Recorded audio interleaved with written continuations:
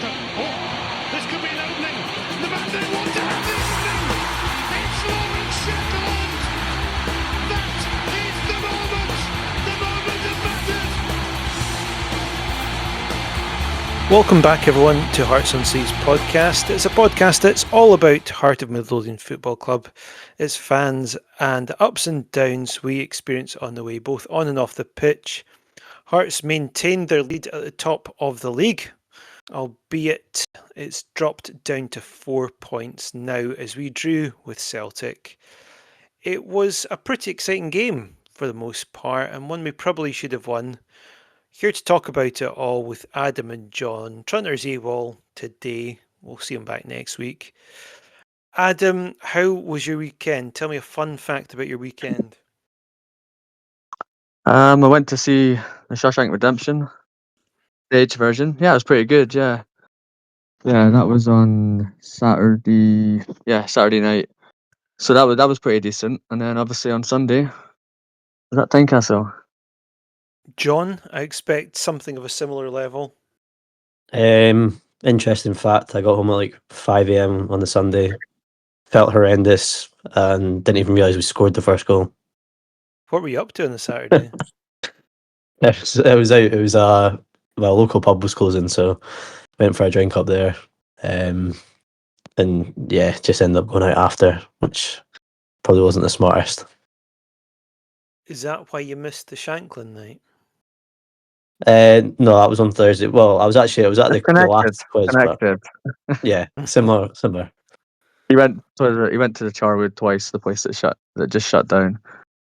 So you went to the Charwood's final quiz night before it closed instead of coming to see Shanklin and Robbo, is that right? Yeah. Well, did you at least win? No. Well, I suppose actually that's a good starting point for us, Adam, because we did go to that night with Robbo and Shankland. I mean, first of all, I want to say that we're with Davey, and it's great seeing him again. Davey, you remember him from an episode that we recorded earlier on, probably around, I think it's October last year. So it's great to see him again. Also, we took along my dad, and he thoroughly enjoyed his night as well. One of the good things about the evening, amongst other things, was just the fact that Shankland seemed to walk absolutely fine. He didn't need crutches. There was no moon boot, anything like that. There's a wee sort of joke there. Scott Wilson was presenting, and he was sort of going, it's good to see you're not wearing a moon boot for sympathy, etc., etc. And he said, aye, just like Cammy. A wee dig at Cammy and his injury. But it was good to see him just kind of walking pretty normally. There was lots of other good points about the evening. Did you have a good time, Adam? Yeah, it was great. Great to see Davey and your dad as well. I thought Shankland spoke very well, because obviously that's not, he's a footballer, but that's not their kind of, it's not their career in sort of public speaking. I thought Shankland was very funny, spoke very well. I've seen Robbo a few times at these events, and he's like amazing, just like a brilliant storyteller. He's just like a really good raconteur, and he's really quick-witted. I was saying to you, Adam, like genuinely, he's got like comedic timing of most good stand-ups. That's how good he is.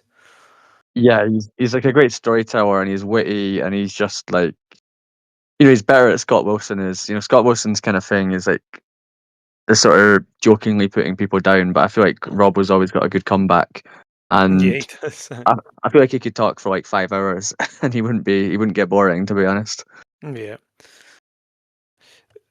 I mean, Robbo was really sort of talking up our chances about winning the league. And also I thought that Shankland did well in that we're saying that he doesn't have quite, the stage presence of Robbo, but what he does have is just this confidence. You can see it.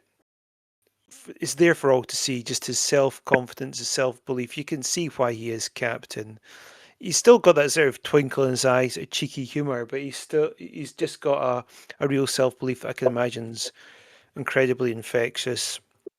And he just said, was very sort of, obviously he's upset about the fact he got injured, but pretty philosophical as well, and just said, I've done my part. Now it's time for the other guys to do their part, or carry on doing their part. Anything else that jumped out at you in the evening at all, Adam? I found it interesting that he spoke really positively about his time in Belgium. Like he said, that was a really positive experience in terms of his career. I thought that was good to hear because I think, some Scottish guys go abroad and it doesn't work out. But he seemed to have taken a lot of, like, not just in time in Belgium, even at Aberdeen, it felt like he spoke well about what he's learned along the way and kind of what's made him the player he is today. I just thought he spoke really well in general about just about his career, and whilst he has the self belief, it's obviously taken him a few years longer to actually reach this level as well. So I think he needed some sort of setbacks at a couple of clubs before he could really make it at us. Yeah, and I think that was something that really struck me, was the fact that, he's very open about the fact it just didn't work for him out in Belgium, but it was just such an important part of his career and his own self-development, going somewhere like that and just not having things work for him. He clearly had no regrets over it. And yeah, that was a very interesting part of it for me. Thoroughly enjoyed the evening. And there was also, the other thing as well was Anne Budge came along and she talked a bit about just, how everything came about with the Tony Bloom deal. She said when she went along to it, she really wasn't expecting anything whatsoever to come from it.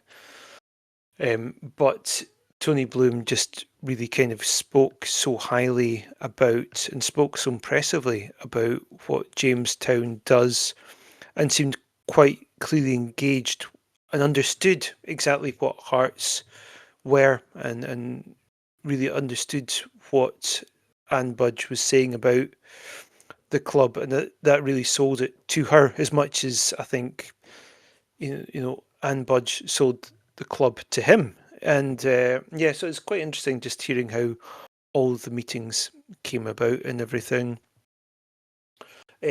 Tony Bloom, by the way, was at the game at the weekend as well. I do wonder what his thoughts are about any incomings during this window. That's something we'll obviously cover after the game itself. So let's go on to it then. So we lined up, I think I saw a kind of couple of different predicted formations. For me, it kind of looked like a bit of a 4-4-2 in the end.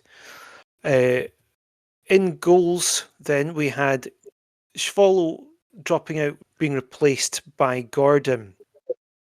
At the back, though, fairly business as usual. Steinvender, no great surprise to see him playing on the right ahead of Altina, who's more of an attacking option, you'd say. Halkett and Finlay, two centre backs. McCart coming in at left back again. That's because Kingsley still seems to be injured. And Milne was chosen in midfield. And that is alongside our new signing, Leonard. And then alongside him was Magnuson.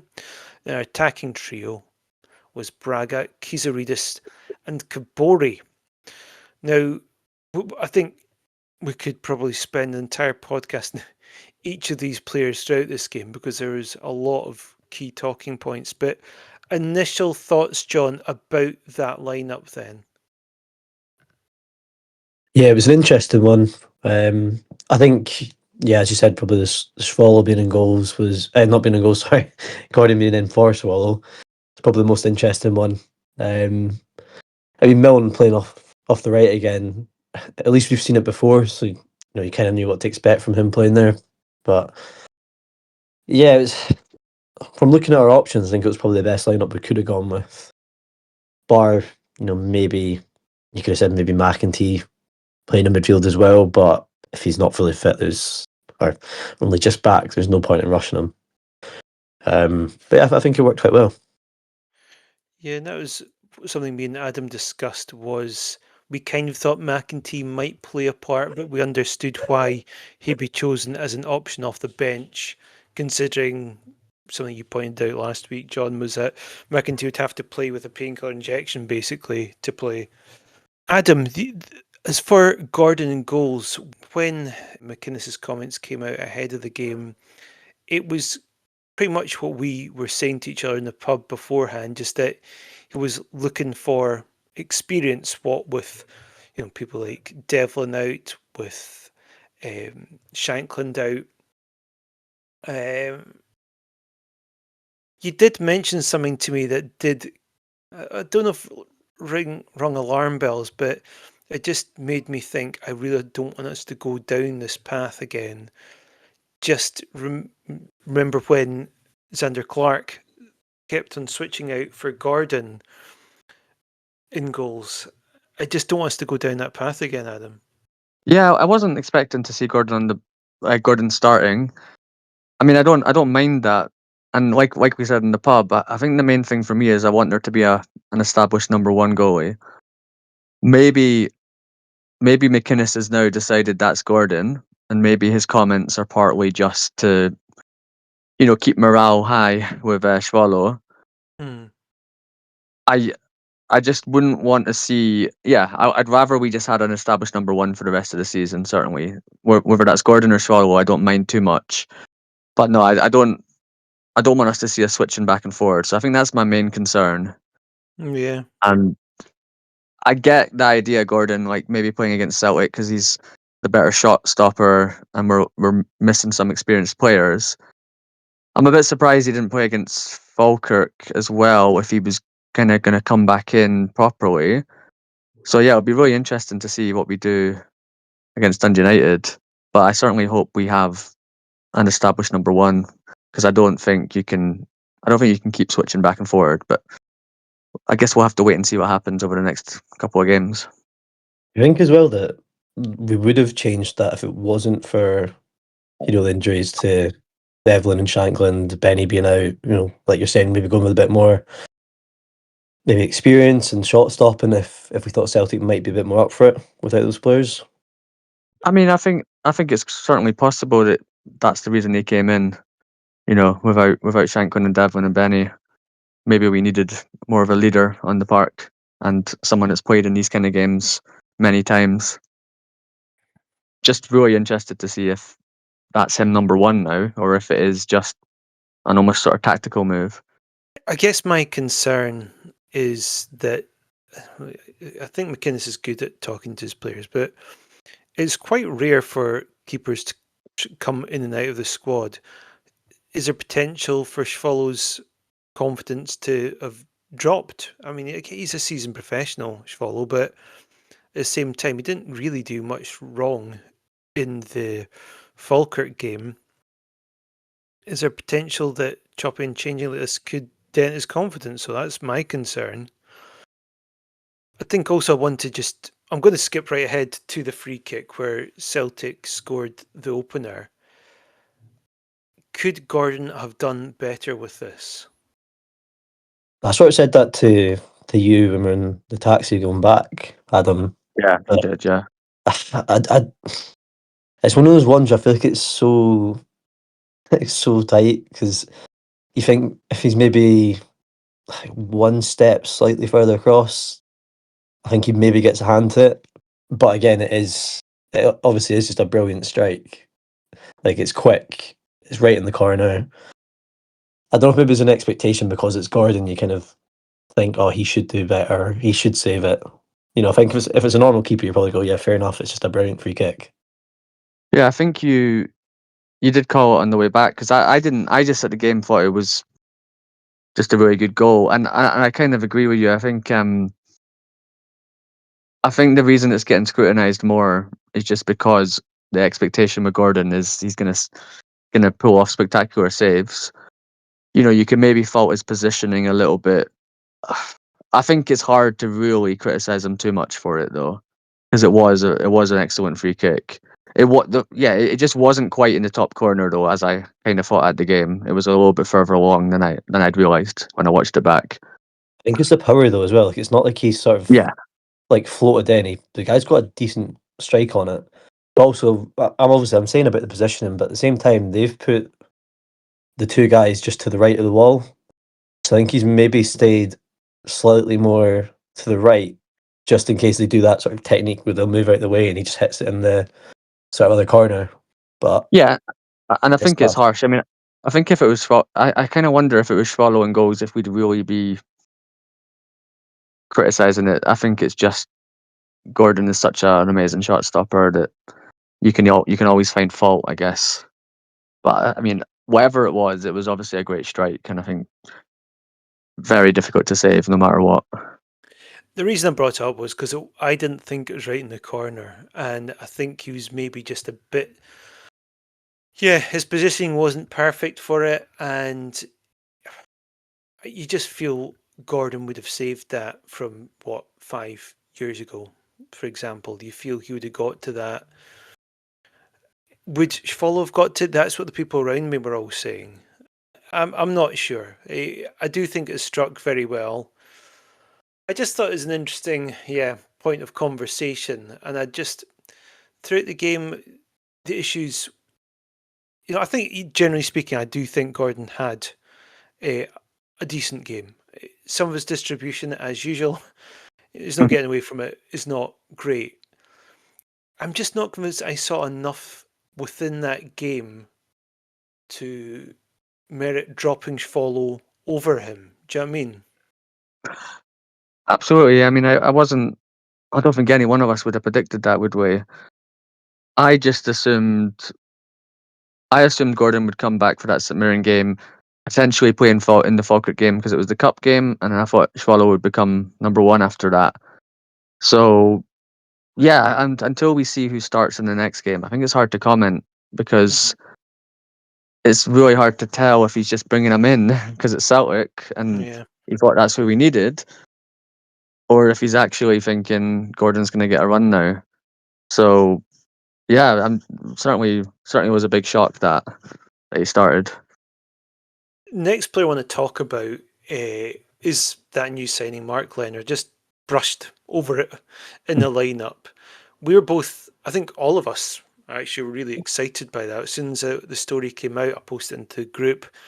And to me, it felt like a proper statement signing this one. I mean, he's a guy that you've followed the career of a bit, Adam. So he was a youth player for us. Then he moved, funnily enough, to Brighton. Is that right? Yeah, they signed him when he was 16, I think it was. Can you tell me a bit more about his career after that? Yeah, so I mean, he was at Brighton, but he kind of made his name by in like a loan move to Northampton. So he went to Northampton, played like was a regular starter, and then yeah, obviously got a decent move, a pretty big move, I'd say, to Birmingham on the back of his loan spells at Northampton. And I guess like there's a few Hearts guys that have left as teenagers, and I always just keep an eye on how they're doing. Obviously, you've got like Andy Irving who left when he was a little bit older, Aaron Hickey as well. But I think Mark Leonard's a really interesting one because there's not that many guys that have left Hearts at 16 and really made a career for themselves. And I think the fact that he was at Birmingham, you know, in his early 20s, I think he's done very well for himself. So I think it's quite an exciting signing. And a good telltale sign about what level of signing it is. First of all, Birmingham, they've had a good injection of money. They're, really looking to build themselves up to being a Premiership team again. And quite a number of their fans didn't seem happy that he was going, whilst they do have a lot of options within midfield, and that's kind of why he's not become or held down a regular place there. There's quite a lot of comments on social media saying they would pick him over some other midfield players they've got, and expressing not shock but a slight sense of disappointment that he's been allowed to go out on loan and things don't seem to have quite worked out for him there without doing a great deal wrong. One comment that I picked up on, which I just thought us Hearts fans are going to love, was one of a Birmingham fans saying, was one of a few who drove the team forward instead of side to side and backwards. Honestly, that is music to our ears, I think. So that kind of, I think just that signing in itself changed my feelings about this game. You know, we were sort of talking last week about would we take a draw before this game, and this is, you know, like I said, before we made that signing of Mark Leonard, knowing that Devlin was out, knowing that Shanklin was out, that signing alone made me think, actually, you know what, I think we could go out and win this one, and I probably wouldn't take a draw if, you know, you asked me beforehand.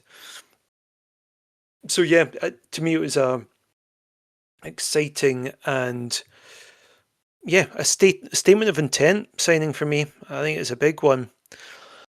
However, that first half, I don't think he got to grips with the game, to be honest, John. And the free kick that led to that first goal, he was just caught out. It was very much a tale of two halves for Leonard, though.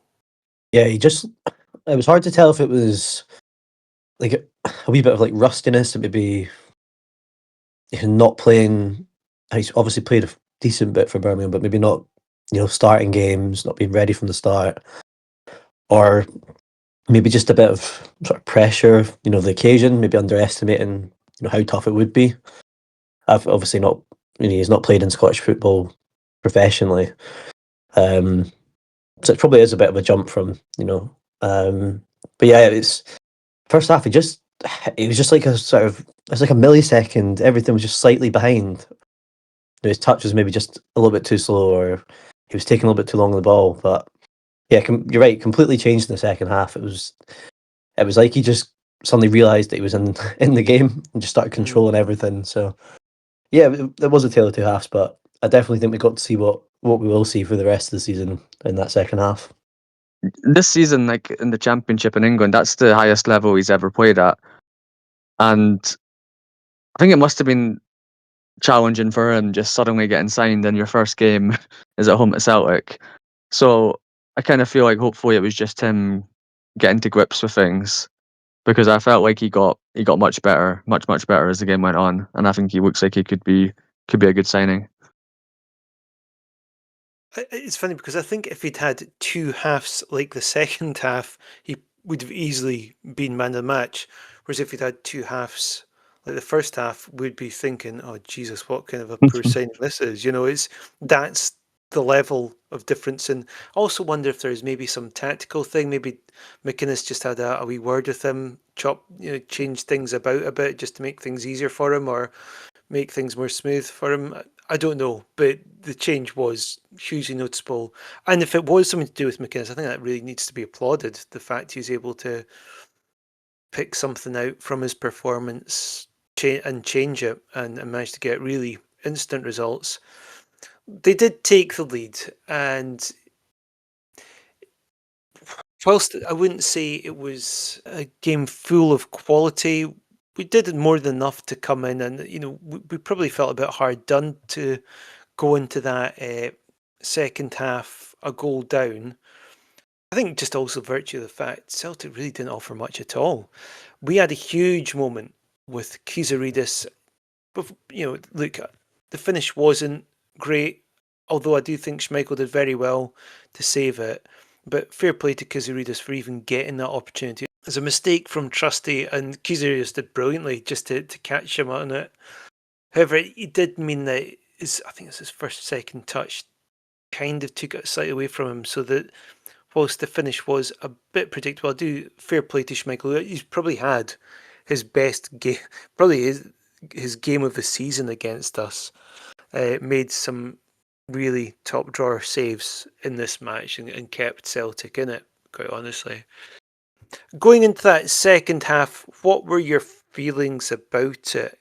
To be honest, I actually had a couple of messages from Hearts fans at half time saying, oh, would you take the draw now? I'd take a draw. I was kind of sitting there going, like, why? I've seen a few times. I don't know if it's just nerves that people have said that to me in games at half time, or maybe we haven't started that well. But I just feel like with this team, I've never really been scared of any of the other teams in the league. Like that Celtic team offered nothing. Like obviously free kick, fair enough, good bit of quality. But apart from that, they didn't do anything. They didn't really put us under any pressure. They didn't look like an old firm team at Tynecastle. It was I don't know. It was completely different from normal. Well, yeah, I felt quite confident going into the second half, to be honest. And I thought if we just maybe taken one of those chances, I think we could have honestly beat them 3 or 4-1 maybe at one point. Mhm. I think part of the reason that my thought process, if someone said to me, "Would you take a draw at this point at halftime?" I probably would have said, "Yeah." But that, reflecting on it, why would I be thinking that? It's literally because it's Celtic. If that was, Dundee United or whoever that had scored that, you know, very good free kick, but then not done much else, would I be saying, "Oh, I'll take a draw from this"? Of course I wouldn't. And that's kind of the quality that Celtic were providing in that game. We've had plenty of games like that against opposition of that level of quality that you would associate more with teams like St Mirren, Dundee United. Yeah, they just didn't. I think it's just a change of mindset. Us fans who are still not convinced about the quality of Hearts and perhaps not convinced of the lack of quality of Celtic and perhaps to a lesser extent Rangers. But definitely, that's a good point. 100%. I think this game in particular, just with so many key players being out, I think that made that mentality a little bit stronger, maybe from the fans. That just the fact that we were playing Celtic felt a little bit worse just without Devlin and Shanklin and Benny. But I also felt like there was points of the game where it felt like the way Celtic were sort of sitting back and time wasting, it kind of felt like we were playing a smaller team who were just content to kind of hang on to a win. So I think there was I think Jamie's right. The only reason people are really fearing Celtic is just the name and just the history of the matches between us, because pretty much all the evidence this season is that we're the better team, and to see us compete like that, even without possibly even our three best players, with that's just I think things are starting to change. I definitely agree with you both about obviously like the Celtic name and things like that. But I just think for me is we've proven throughout the season that the players we have, admittedly it's probably partly to do with the old firm being weaker, but the players we have, like the players we've signed, the players that have been there before, that are now stepping up, we have the best team in the league. The players have had no fear of anybody. So I feel like as fans we should be looking at it and going, if the players aren't scared, then why should we be? I don't think any of them looked scared on the pitch on Sunday, even without Yeah, those players. I agree with you. I'm talking more of like the mentality of some fans you know, rather than me. I mean, I was worried going into the game just because of only really because of the players we were missing. But like Jamie said as well, the signing of Mark Leonard changed that quite a bit. And I don't think. Yeah, I think we're just getting more and more evidence that we are a better team than Celtic. And I think the attitude in general from the fans is changing gradually as we see us compete so well with them. A team that we're going to come on to later, obviously, because we're going to play them on Saturday night, Dundee United. I thought it was quite interesting after their game where they got pretty soundly battered by Celtic 4-0. A lot of the complaints from Dundee United fans, actually sort of just pundits and so forth, was just Dundee United showed them far too much respect. They didn't really offer anything. They played in the same, they set up as you would have done against like Ange Postecoglou's Celtic team. That's how Goodwin set up to play against Celtic, and there's just no point in that. You need to get at them, and I think we did a really good job of that, and we managed to make that breakthrough right at the start of the second half. And it's great to see us scoring again from set pieces. I think we looked incredibly dangerous, and Celtic look really vulnerable at set pieces. It was Finlay who scored it. I heard on Sports Scene, I think they said it was the 17th set piece goal from Hearts, or the 17th, like, yeah. Sorry. Yeah, I heard on Sports Scene it was the 17th set piece goal, which was a pretty incredible stat. And I think it was brilliant to see that it was Mark Leonard that took the corner as well. So that was him starting Yeah. to redeem himself after the first half. Mhm. And again, just the fact that like Finlay and Halkett have scored so many goals this season, just I think that's another big part of our success, the set pieces, and the fact that you've even got the centre backs contributing so many goals. I wonder if that might have been the thing that raised Leonard's confidence, was getting the assist there. I think a good part of the reason why we looked so dangerous at set piece again after not really being too effective with them over the last past few games was that addition of Leonard, who looks like he can really deliver them into areas that we look particularly dangerous in. We do love to play it out to the sort of far post and then play it back in again, kind of cause a bit of chaos in the box. We seem really adept at that. So the Celtic goal then, it was set up by Chvanchara, their new signing. He's got a lot of pace about him. Just before that, actually, he almost got on the score sheet from a header. I think he did pretty well to get to it, but I felt kind of it came. Even though it hit the crossbar, I do think Gordon would have had it anyway. Quite honestly, Halkett, could he have done better to let Chvanchara get past him down that wing? I think it was more like Steinbender in the initial one with Maeda. Oh, that's right. Yeah. I think because as soon as he's past him, Halkett's then having to turn and run back. If he deals with that, Halkett doesn't need to be chasing someone who's obviously quicker than him. I was gonna say the same as John. Actually, I think it all started with Steinbender, like the player going past Steinbender. I think that was more of the cause of the goal than Halkett, to be honest. I will say though, I don't actually think, saying that, I don't think Steinbender had a bad game at all. I thought he was pretty good against Maeda. He's been, one of the best players in the league for the last few seasons.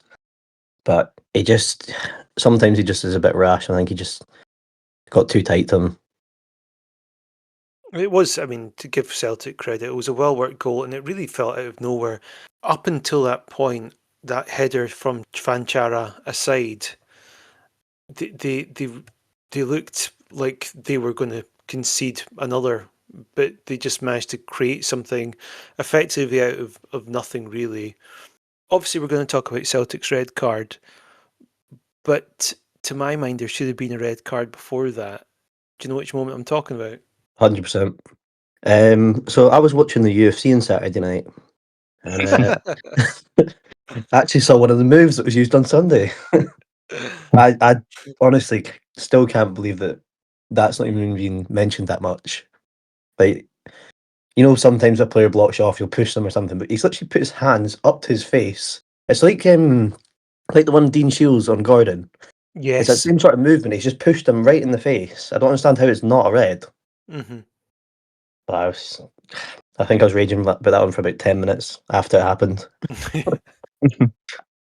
You're raging right up until approximately when they got the red card. Funny I enough, can back John up on him raging about it.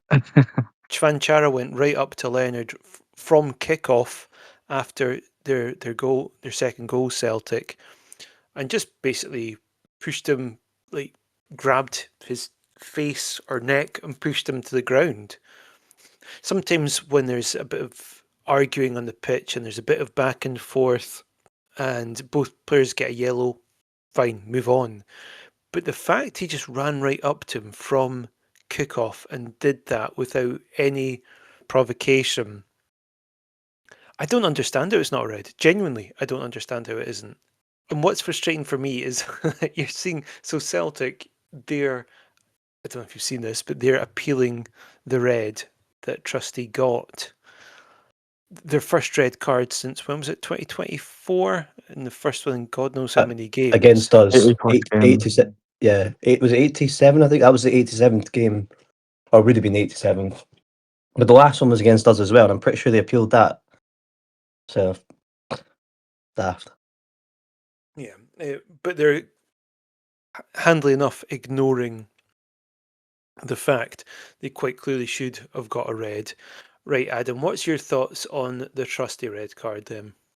I mean, I don't remember the last time I was quite so angry at a decision as when that yellow card came out, because I was 100% certain the ref was going to give a red at the time. 100% certain.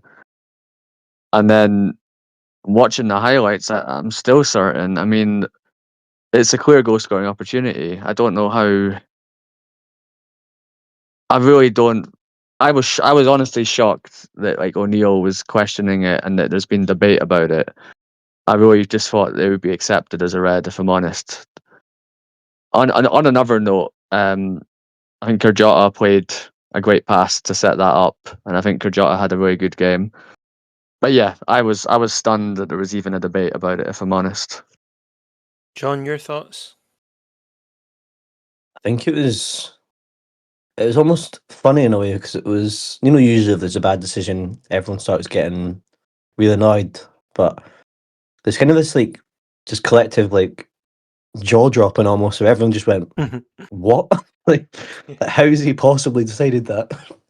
It was mental. Never seen anything quite like it. But what else do you expect? Celtic don't get reds. They get blues occasionally, according to O'Neill.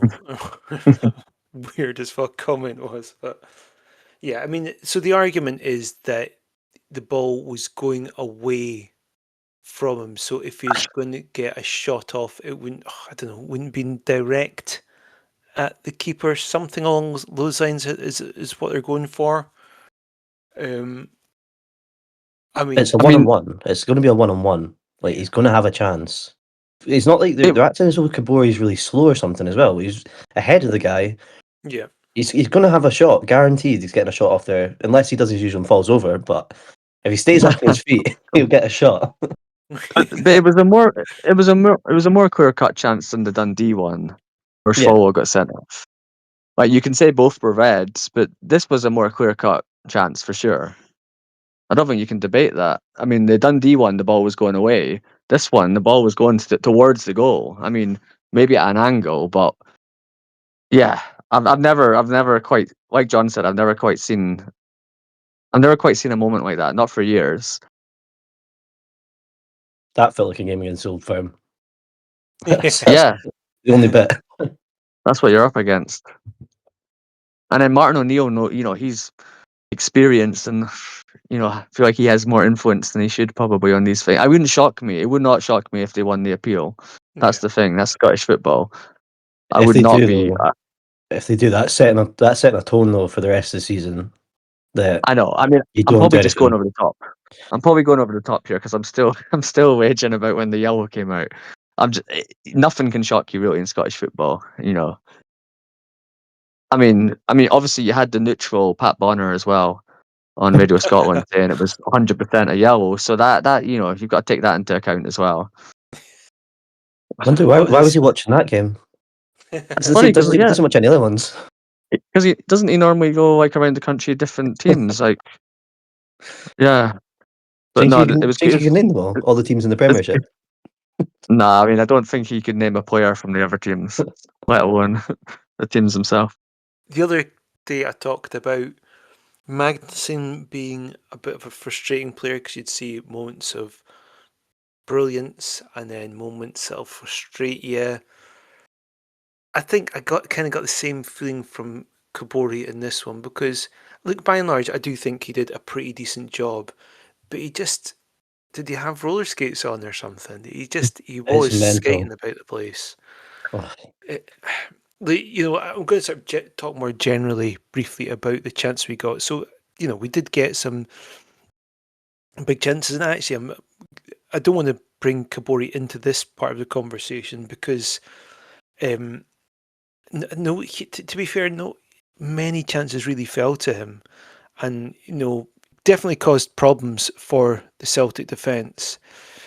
I just felt that if we had Shankland playing, we probably would have won that game quite convincingly.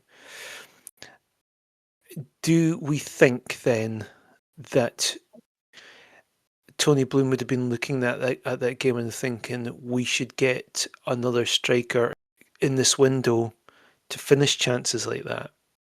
yeah, for me, yeah.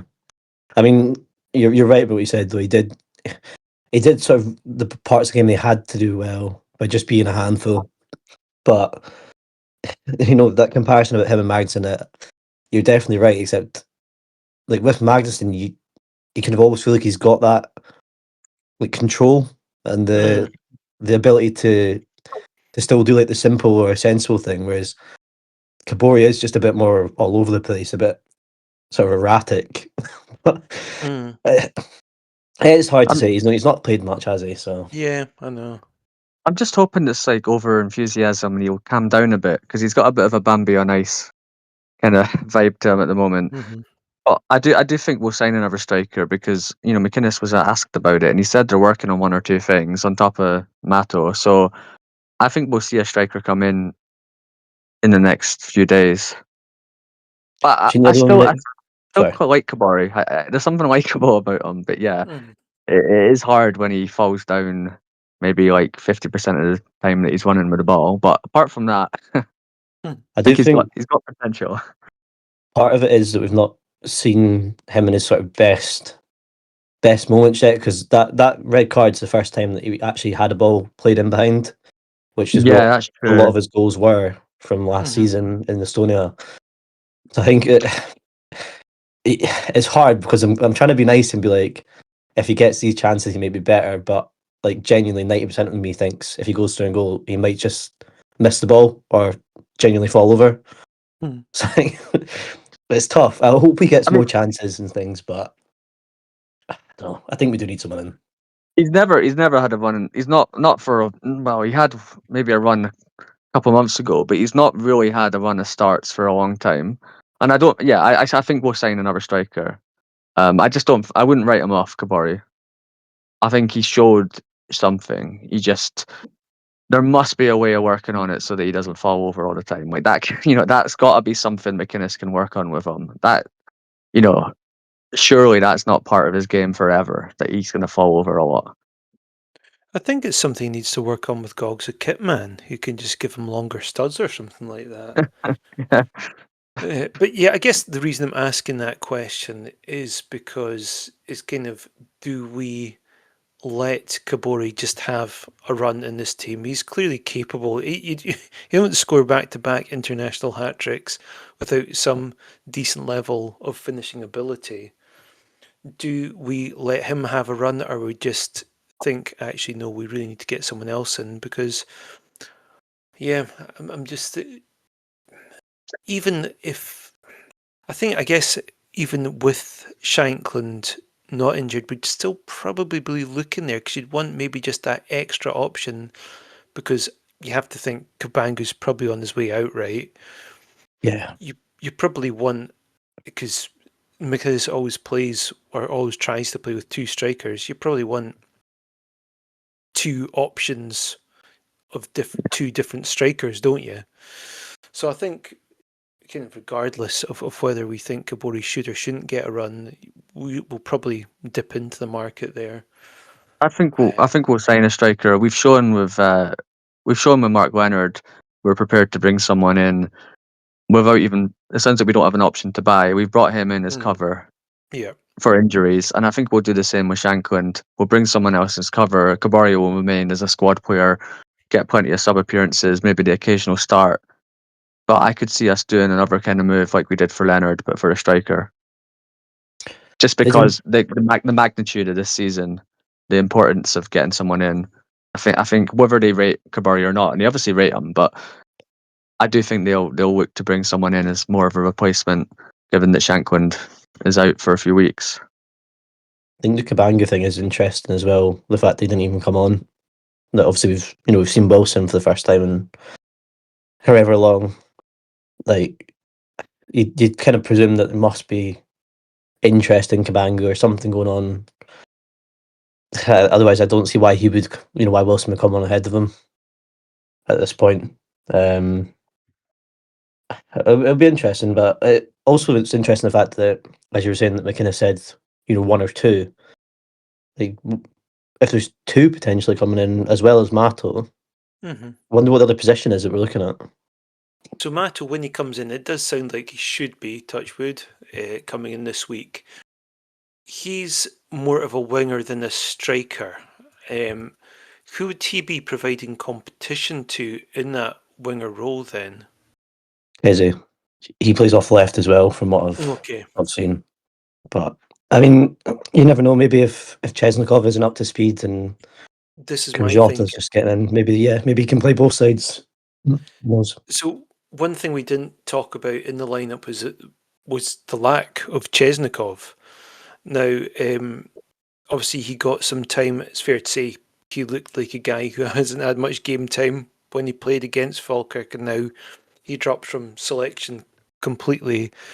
McInnes has basically said that he is doing sort of mini pre-season. I don't think he's been impressed with his level of fitness, and I think he's a bit frustrated he didn't join. Again, this is just kind of reading between the lines and reading other people's comments, but it does sound like he's a bit frustrated by the fact he's not at the fitness level he wants him to be at. I don't know whether the frustration is at Chesnikov himself or just general frustration that he wants players in that he can play straight away. So it does sound like Chesnikov's probably not going to be in contention for, at least 2 weeks, which makes me think, come back to what you were saying there, John, about another player. Perhaps it'd be another winger. Yeah, I know we're kind of, but even just like on a loan, something like that. I mean, I guess it's hard to say what we'll do. I mean, another one I was thinking was maybe the left back situation. Yeah. I know obviously McCart actually probably gone under the radar the last couple of games, but I think he's Mm-hmm. been really good. But I wonder if they'll just maybe think, obviously we've got Millen, Kingsley's been out. Do you bring someone in at left back and then leave, keep playing Millen on the right in the meantime until Chesnikov's fitter or until Kajota's sort of fully embedded?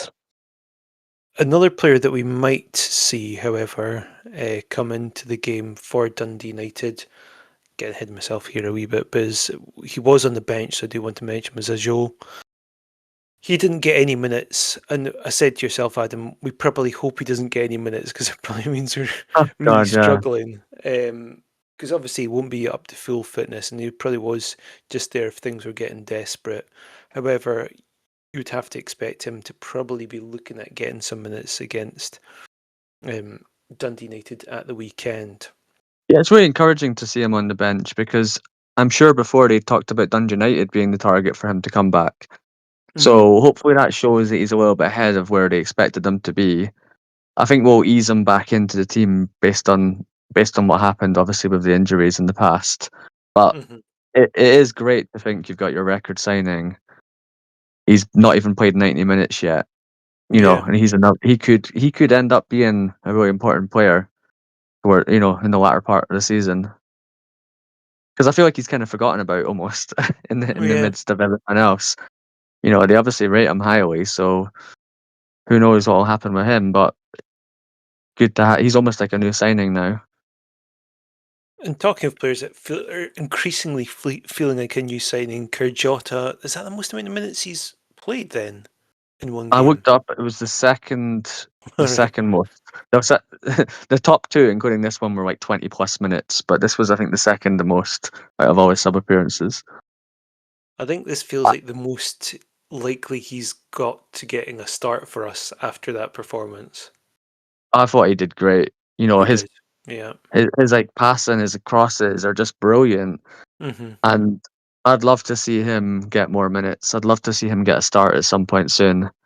And I think you're right. I kind of feel like the fact that he put Kurjata on and he got way more minutes than he normally does, and it was such an important game against Celtic. You've got to think McInnes is obviously starting to feel like he's ready now. Yeah. He was just like a breath of fresh air, I thought, when he came on. Really, I think he'll be quite an exciting player. We got our equaliser from another set piece. It kind of came back in from McEntee, and Braga whipped it into the back of net. Very little celebration from the players. Obviously, there was excitement and everything, but they just wanted to go on and win it. Unfortunately, we couldn't quite get the result over the line. But yeah, feelings on the game overall. it's tough to take not winning it, but considering all the players that are injured and Mm. sort of the importance in the game, you can go. Do you know what? It's not the worst case scenario. It could have been a lot worse, and every point's going to be important at this stage.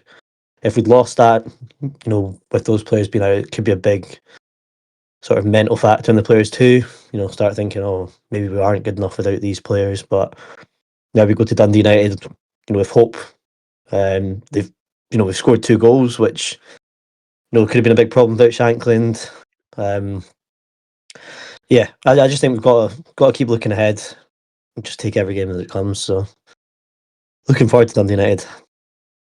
You mentioned this earlier, Adam, and McInnes talked about in his after-match comments that Celtic were time wasting. I can't ever remember Celtic coming to Tynecastle and doing anywhere near that level of time wasting.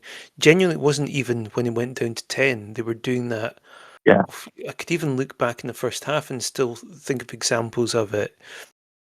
He kind of added on to that by saying we rattled them, and I think that's absolutely spot on. Look, while I'm disappointed about not getting the 3 points, I'm kind of consoling myself with the fact we gave them a performance.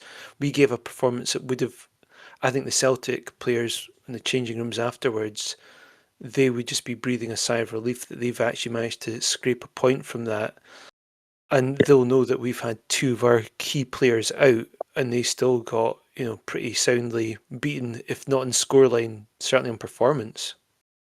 Yeah, I mean, I think the fact that there's some feeling of disappointment that we've come out of a Celtic game with a 2-2 draw where we scored in the 87th minute for an equaliser. The fact that there's still some level of disappointment, I think that shows how well that match, like how well we performed in the match and how well we're doing this season. I kind of feel like John, um, like we went into that game without Shankland, Devlin, and Benny, 3 of our most important players. There was a little bit. There was certainly after like Shankland and Devlin injuries, there was a bit of worry about this difficult run of games we've got. But to come out and perform like that and be the better team against Celtic with those players missing, I think that's just so encouraging for the next few games. The strength of our squad that we can compete so well against them without some of our best players. I think I'm kind of moving past the disappointment and into feeling a lot more optimism about the games ahead.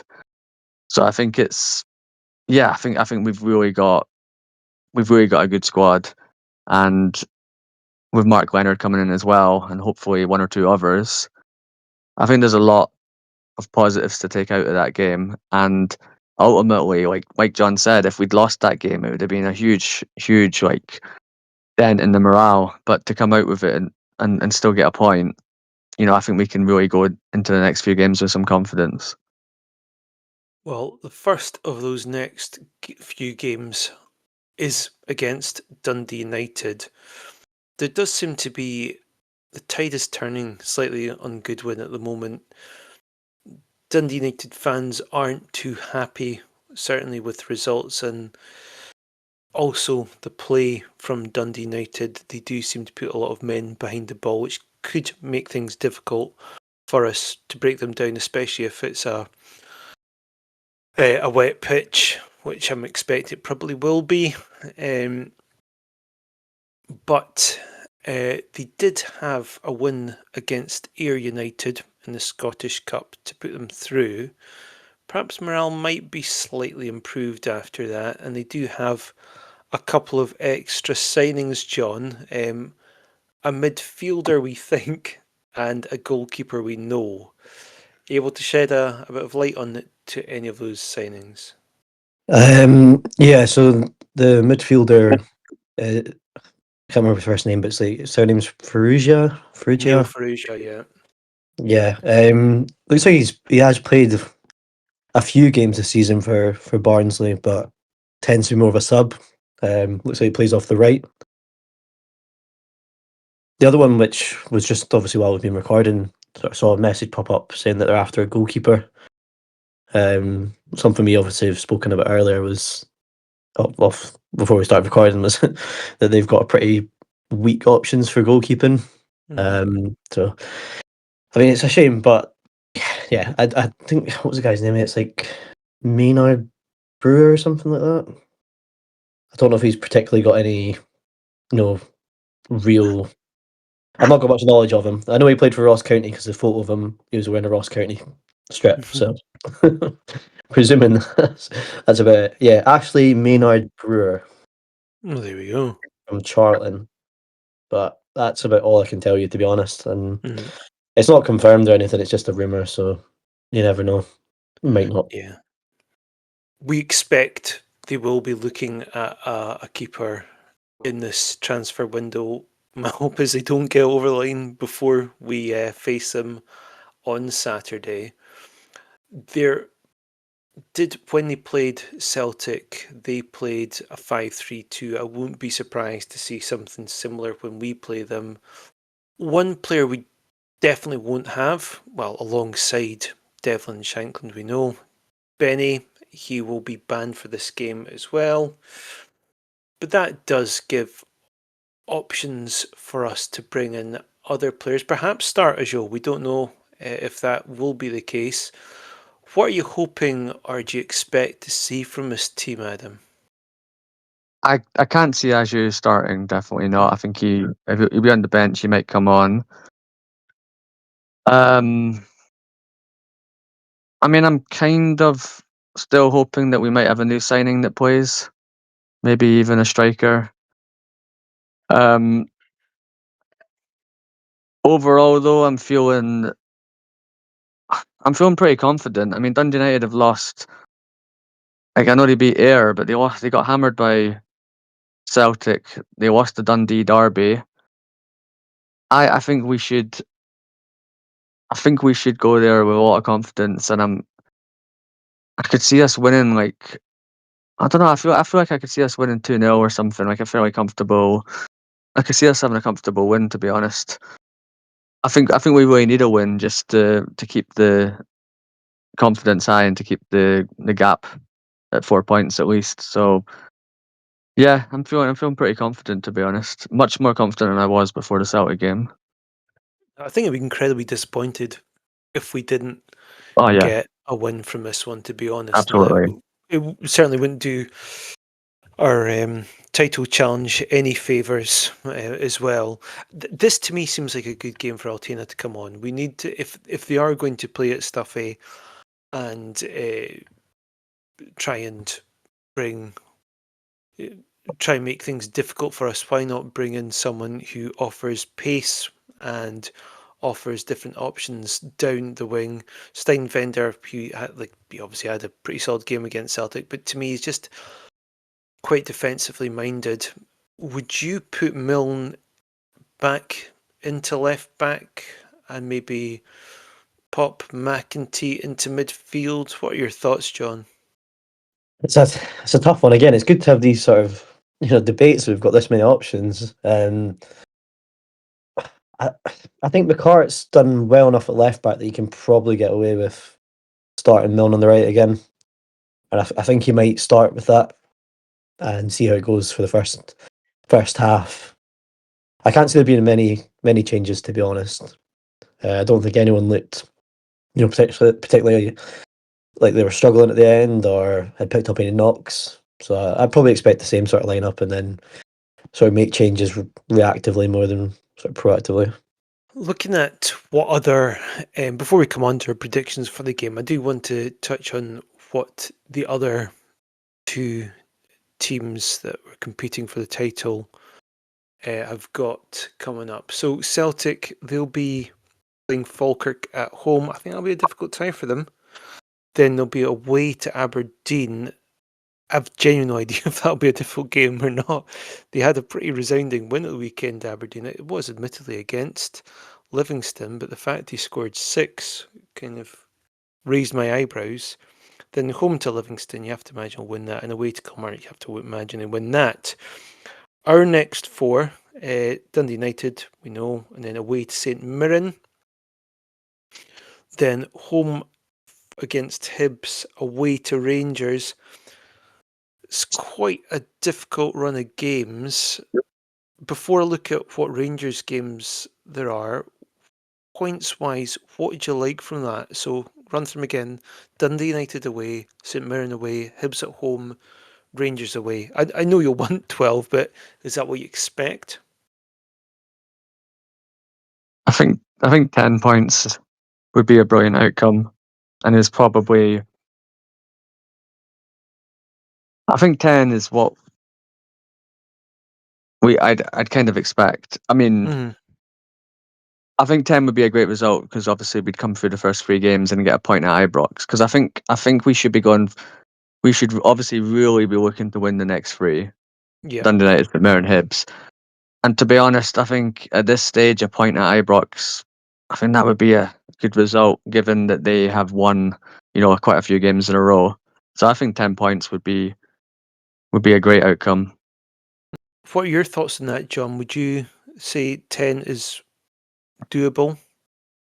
Yeah, I think most important thing is just matching or bettering Rangers results as well at the moment before we play them. Mm. I think we have to keep a gap of some sort before we go into that game. Just to, I think the pressure's in on them. They've got to try and catch us still. If we're level going to Ibrox, for example, which I really don't think will happen, but just say for example we do, I think that game looks a lot harder, especially without some of the main players. And if we did go into that Rangers game, say, still 4 points ahead, even if we lost that game, we've got a pretty good final 6 fixtures. So I think John's right. Just maintaining a gap and having a little bit less pressure on the Rangers game would help. But I think a point at Ibrox would be great given their form. Mm-hmm. As long as we can win the next 3 games. Now, Rangers do actually have a couple of. Well, they do have one very tough game, which is Motherwell away. Hibs away could provide a bit of a challenge for them. I know Hibs looked poor in the last couple of games, but still, I know Hibs will be really up for that game and might, provide a bit of a surprise for that one. You've got Kilmarnock at home; they'll get 3 points and several goals. You'd have to imagine for that one, and then, of course, after the Motherwell away one, it's us. I think also what I like about the fixtures leading up to the Rangers one, we play Hibs at home. If we win that, we'll be right up for it. As Hibs, and the fact we'd be on the back of victory. But Rangers have got a pretty difficult time before they play us, Motherwell away. So there's every chance they might drop points there, and there's a good chance we'll get 3 points from our game.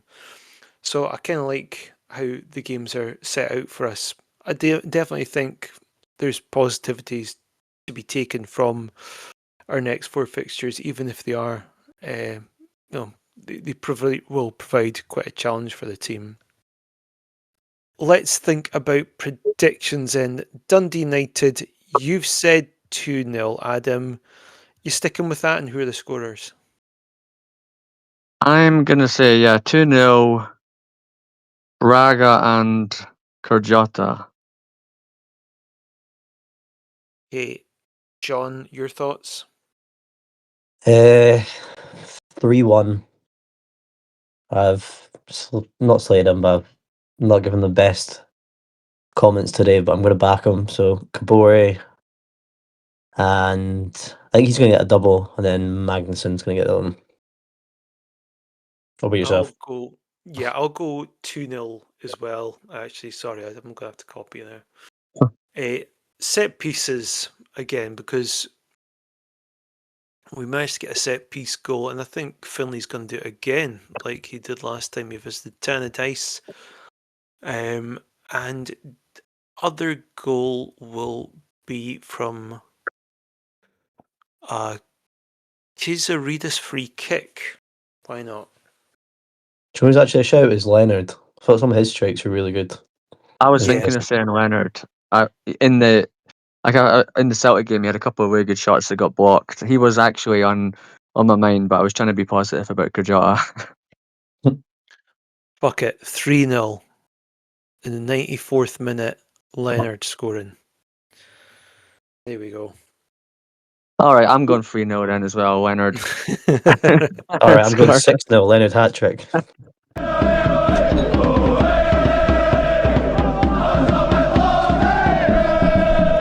Right, before we go on to our quiz, let's go to John for the loan watch. Right, I'll be back in half an hour after John's done this. Yeah, you got plenty of time. Let me just get it back up. That would be hilarious if there's one player who hardly got a game for us, scored a couple of worldies and disappeared off the face of the earth. Then on his debut for a team he was loaned to, he scored in it. That would be hilarious, wouldn't it? That sounds ridiculous, Jamie. That can't have happened. Right. I've tried to put them in a bit more like order this time. So just to start with the goalkeepers.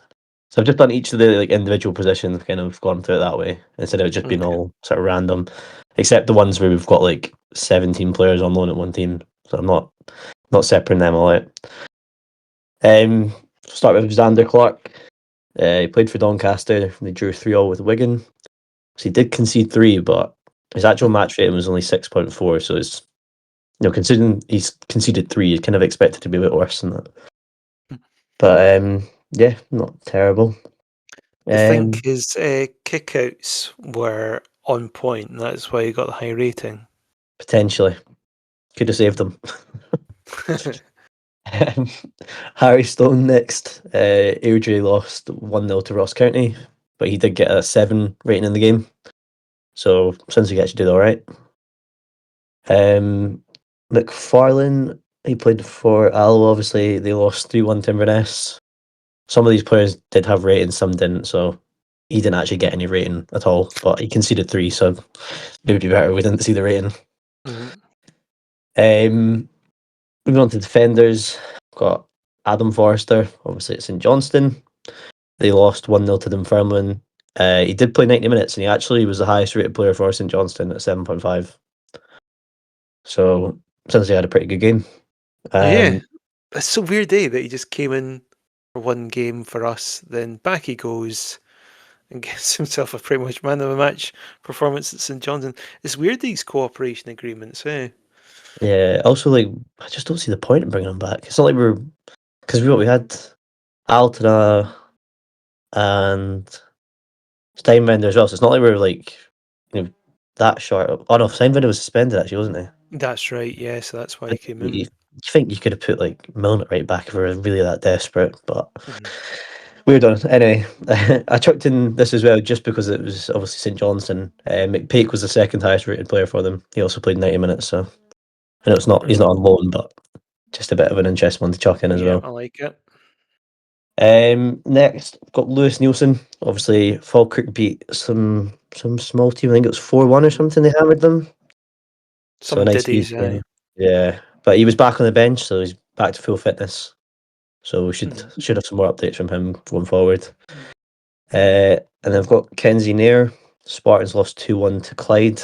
Obviously, he had that spell where he was in the team quite a lot, and then seemed to just disappear. But he had 60 minutes off the bench, so maybe he'll get a bit more time. Midfielders got obviously Jan Danda, Adam's favourite player. He was playing for Dundee. They did lose. Sorry, that's why I didn't react. Sorry, start again. I'm not saying the same joke again twice. Danda obviously played for Dundee. They lost 3-0 to Rangers. He did play 82 minutes and got a 6.8 rating. So again, he seems to be a pretty decent player for them, but not like incredible.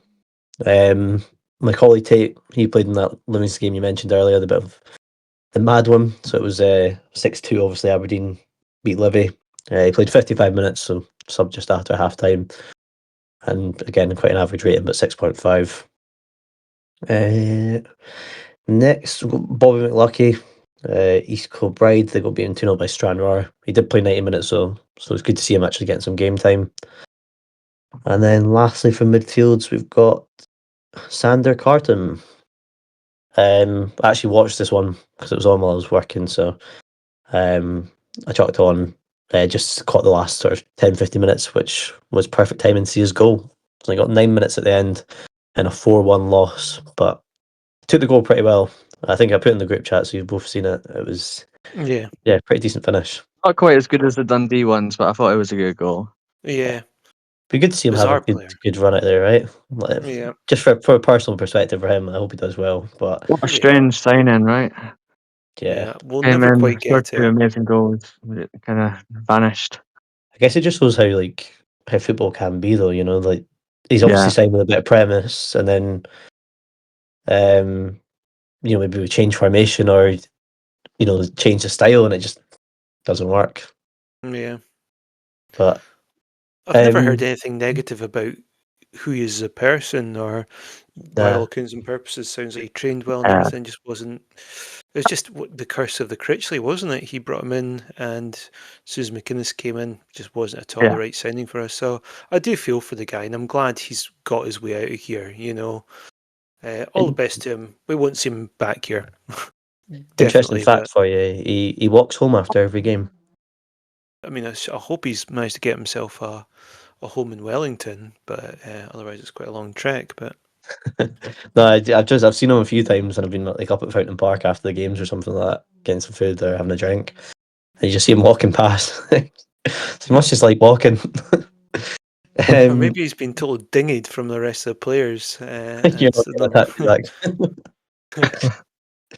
um, for the strikers, Vargas didn't have a game, so what I did was I tried to learn how to pronounce his team's name. So it's Alajuelense. Well done. I mean, that probably terrible if you ask a Costa Rican, but I tried anyway. So that's all like the sort of individual players. Now I've just gone to ones where there's obviously multiple players in the same team because I'm not reading out the result like 8 times. So we've got two at Hamilton. They won 2-0 against Cove Rangers. So we've got Kai Schmutek. He played 90 minutes. And Gregor Crookston got 19 minutes. So on as a sub. But again, more minutes for the young players, which is good. So next team was Stranraer. So we've got 3 on loan at them, obviously, at the moment. They won 2-0 against East Kilbride. Obviously, we've got Gillies, who played 90 minutes. Dom Plank, again, who's obviously been getting a lot of good reviews from them, played 76 minutes. And they've obviously recently got Taz, the goalkeeper.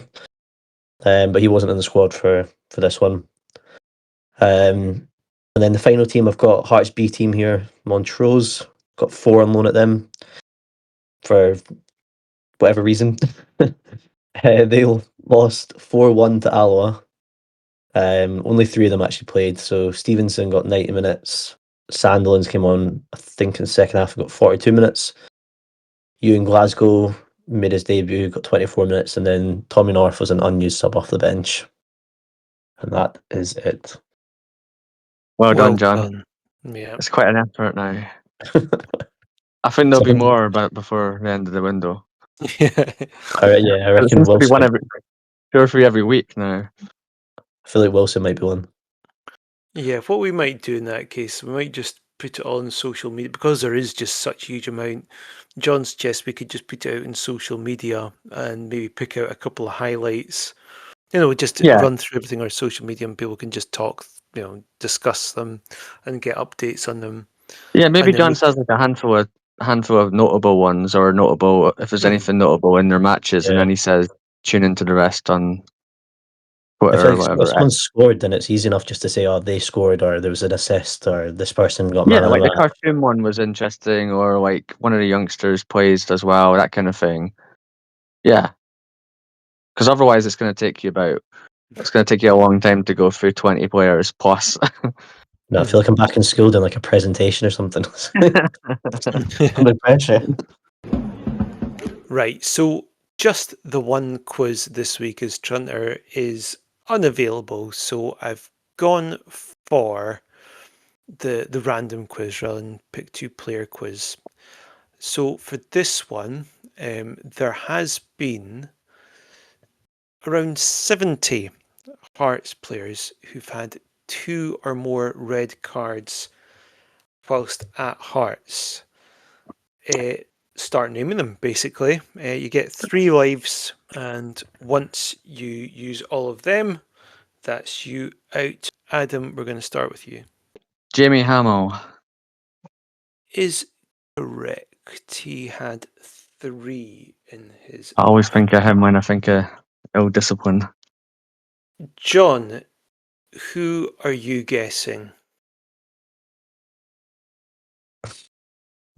It's gone blank. This is longer than Loan Watch. Oh, right. I've got one. George Grant. Correct. God. George Grant got 3 red cards in his Hearts career. All in important games as well, to be really I helpful. know. God. Well, on the back of last week's episode, surely Mikey Stewart must have had at least 2 red cards because he was a nightmare. Correct. He had 5 red cards in his. One of them was the one where he slipped on the bottle. Was that not after a red card at Hamilton? That's what I was thinking of as well.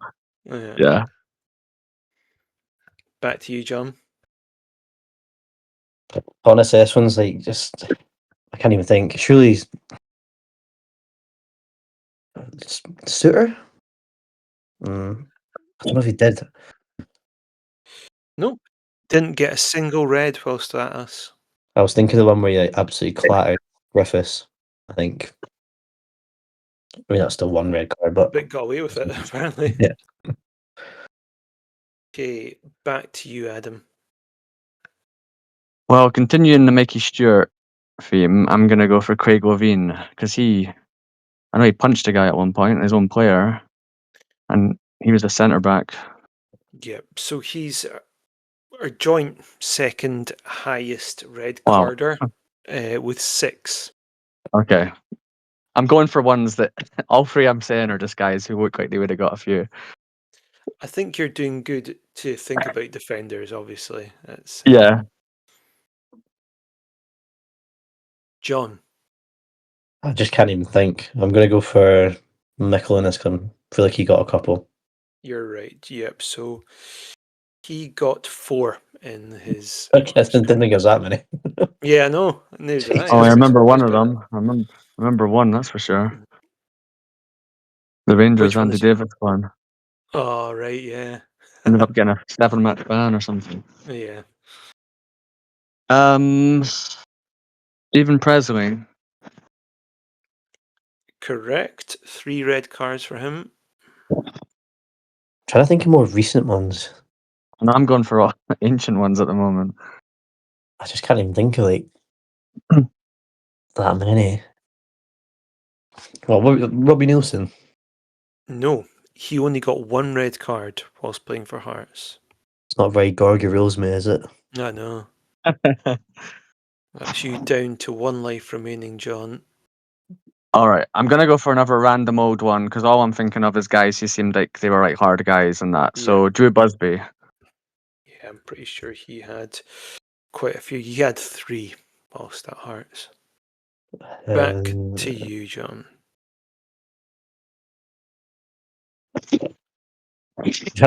Surely we must have had a few in the last like shit seasons we've had. I can't even think of any players now. Mine's just gone blank. I'll Wait. give you a clue. Oh no, fine. It doesn't matter. I need a clue. Right. Well, we're mentioning Birmingham beforehand, so Cochrane. correct. Yep. So he managed to amass 4 red cards for us,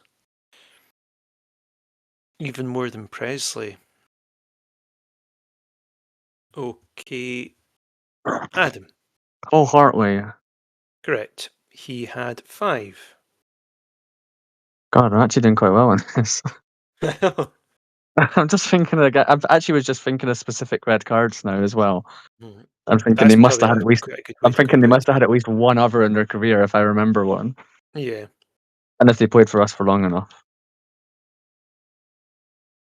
Yeah, that's the problem. Is a lot of the players I'm thinking of were like during the time when we were literally having like 20 signings in per summer.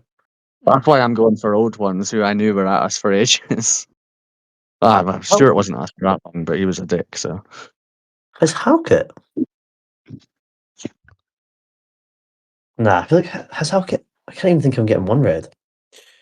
You're correct. He never got one red.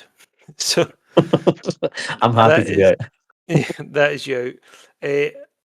Adam, you've won it, but do you want to give one more just to rub salt in your brother's wounds? Um. Actually, Yeah. can you guess who'd be the top one? Walter Kidd.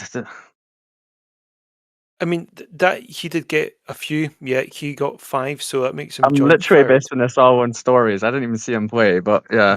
Yeah, All right. I'll try and get the top one. What position? defender, centre back. That's better. Nope. Um. Mackay. Well, actually, you're right to go for Gary Mackay because he got 6 red cards. He wasn't top, but joint second. There's only other one person who's got 6 red cards for Hearts. I'm just going to tell you because it kind of surprised me. It's Robbo. He got 6 red cards What? in his. Yeah. It must just be like Robbo and Mackay have like both got like 500 plus appearances, so Yeah, eventually, exactly. yeah. Centre back though. Who else played at us for a long time? I think you'll probably kick yourself actually. What year? And you Think of the Mad Vlad era. Zaliukas. Correct. With Yeah. 7, averaging a red I card every feel like I should have 35 got games. that because he was a bit of a bomb scare at times as well. He was, yeah. Damn it. How many appearances did Robbo end up on? He's 500 plus. He's Yes. he's near Mackay, isn't he? Mackay's top, but I'm sure Rob was not far off. Just trying to work out how many Cochrane could have ended up on if he'd stayed. That's the ratio. Yeah, that's a good point. Well, actually, I can tell you the ratio because it does say that. So, games per red card, the highest, I mean, there's a couple that just by virtue of the fact they've not had many appearances. Jerry McCoy, I think he's the highest at a red every 23 games. But the I don't even know who next that highest, is. yeah, no, neither do I. The next highest I can see is, would you believe it, Michael Stewart, a red card averaged every 28 games. Well, I thought he was a pretty safe one to go for. That's for sure. Yeah. Yeah, I think he might be. Oh, no, there's. Oh, actually, the one who's got by the looks of things, the highest red cards to game ratio is Oshinawa. What was that like? One red card in like 10 games or something? Yeah, I think it's like. Barely played. Yeah, so it's 2 red cards in 27 appearances, so that averages it as. Oh, actually, I figured out who's got. It tells you actually the players by games per red card. Number 1 is Marcel Langer. What? His was a 3 great one, though. appearances. Yeah, That's a good 3 fact for a appearances. quiz. It is a good fact, isn't it? Top 3, Eduardus Kurskis, 1 red card and 7 appearances. Then Mauricio Pinilla, who had 2 goals and 1 red card in his 8 appearances with us. So there you Who go. was on 5 out of interest? That's the last thing I'll ask. 8 on 5. Unless it's unless there's like 50 of them. No. There's only 3. Walter Oh. Kidd. You named them actually. Oh, Walter Oh, Kidd, okay. Paul Hartley, and Michael Stewart. Who's on 4 then? That's the last thing I ask, Yeah. really. 4 is there's not that many to be fair. Alan Anderson, Alan Mabry, Miko, Egert Jonsson, and Alex Cochrane. Yep, so that's them all. I've never got Egert Jonsson. Wow. Yeah, I didn't see him as I a wouldn't have got player. Alan Anderson either, in fairness, because he was at us about 100 years ago. But Yeah, no, wow, that's Jonsson, really? He never really seemed like a dirty player, did he? got that Icelandic temperament. Let's hope Magden doesn't. Okay, well, that is it for this week, folks. Thanks very much for listening. As ever, please do join us on our socials. You'll find us on Instagram, X, and Blue Sky. We're looking to post more on there soon and start having more conversations. So do try and add us if you haven't already. And of course, you're always welcome to email us at heartsandsleevespodcast@outlook.com. We look forward to seeing you next week. Have a good one, folks. See you then.